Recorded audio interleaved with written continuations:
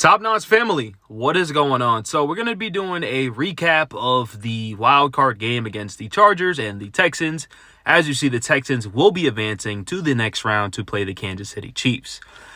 We can first start off with the Chargers. So, as you see right there, the Chargers only put up 12 points. Justin Herbert struggled dramatically, has not won a playoff game in his whole career. Only been in 2 playoff games. The first game, his first playoff game was against the Jaguars, and then his second playoff game was against the Houston Texans. They started off the game very, very strong, but they only landed with 6 points. Defensively, they were great. Offensively, they were moving the ball, but Texans defense, you give them credit. They were not allowing no touchdowns. So Justin Herbert did finish the game with 14 out of 32, 242 yards, 1 touchdown and 4 interceptions.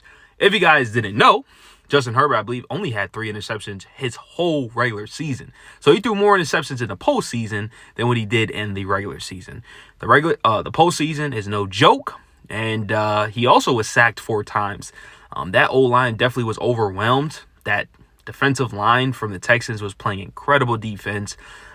Shout out to Will Anderson, Danielle Hunter. I mean, that whole team was just playing really, really good defense. Even that corners playing lockdown defense. So Derek Stingley got the last interception to pretty much end the game. And that's kind of what happened with the Chargers. Also, with Justin Herbert not being able to, complete much passes or, get balls down the field, their run game was non-existent.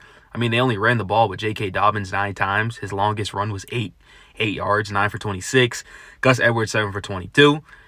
It's not going to get the job done. And they're mainly a run-first team. That's what they rely on, to run the ball and bully people. And they got bullied today. So, yeah. I will say, though, Ladd McConkey definitely did have a breakout game. 14 targets, 9 catches, 197 yards, 1 touchdown. Definitely played incredible for a rookie. Definitely looking forward to his sophomore season. But outside of that, no one could really do much. Quentin Johnson had plenty of targets, just kept dropping the ball. He's a terrible wide receiver. I mean, Will Dissly had 2 catches. It went from 9 for 197 and 2 catches to 16. That's your second option, is just not going to get it done. So I do think the Chargers are going to be a good team, especially with having a great head coach. I definitely think they just need to add another wide receiver desperately, because outside of Ladd McConkey, no one can really get open or, was just scared to catch the ball. So, yeah, that's kind of what happened for the Chargers. Now, for the Texans, C.J. Stroud was struggling in the beginning, but then near halftime, he got a big completion for Nico Collins, got a touchdown, took the lead, and after they took the lead, they never looked back. He completed 22 out of 33, 282 yards, only 1 touchdown, 1 interception, was sacked 3 times, but carrying the ball, or running the ball, 4 for 44, which was definitely big. And then Joe Mixon started to heat up, started to pick up in that second half too. Finished off the game with 25 carries, 106 yards.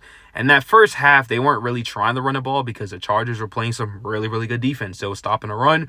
But the second half, Joe Mixon absolutely started to heat up and do his thing. Nico Collins just showing why he's a Pro Bowler, had 7 catches, 122 yards, 1 touchdown.